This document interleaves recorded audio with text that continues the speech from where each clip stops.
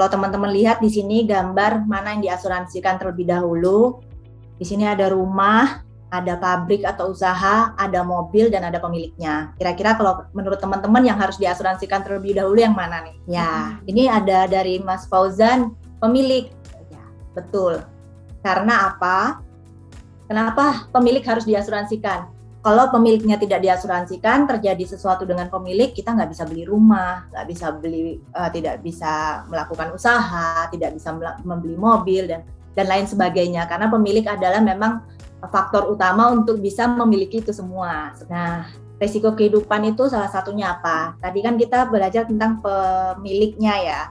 Pemilik tersebut bisa suatu saat sakit, bisa suatu saat tua, bisa suatu saat cacat, bisa suatu saat meninggal. Nah, kalau kita sakit itu asuransi yang bisa mengcovernya yaitu asuransi kesehatan. Kalau mungkin teman-teman yang bekerja di suatu perusahaan mungkin saja sudah di cover oleh asuransi, tetapi ada beberapa yang belum. Nah, di BRI itu teman-teman kalau boleh saya share ya, di BRI itu macam-macam kita bekerja sama dengan BRILife, anak perusahaan kita. Itu ada loh yang asuransi namanya Pijar, itu kita beli hanya dengan 100.000, itu kita bisa mengcover kehidupan kita selama setahun. Mungkin teman-teman menganggap 100.000 itu ini ya, tapi 100.000 itu bisa mengcover kehidupan kita selama 1 tahun ini.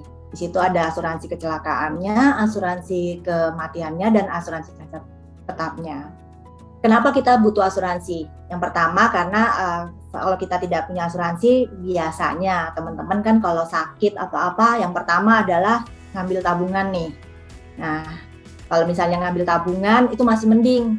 Tapi kalau sudah yang lainnya, cari pinjaman, jual aset pada anak, saya rasa ini akan sedikit kacau nanti pengeluarannya. Makanya nih teman-teman, saya sampaikan di sini, teman-teman harus punya dana darurat ya.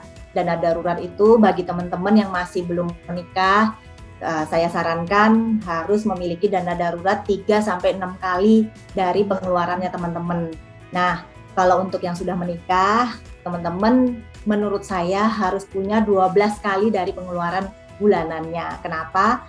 Dana darurat ini penting bagi mereka yang tidak memiliki mungkin asuransi ataupun lainnya. Saat terjadi suatu musibah, kita bisa menggunakannya, dan mohon diingat bahwa dana darurat tersebut tidak diperbolehkan untuk digunakan ya.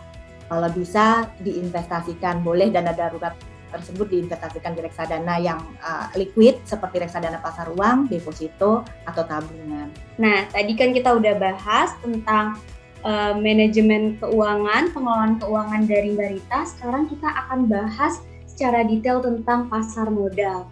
Seringkali tuh di media sosial aku melihat ada tentang investasi, tentang trading. Sebenarnya perbedaan investing dan trading tuh apa sih, Pak?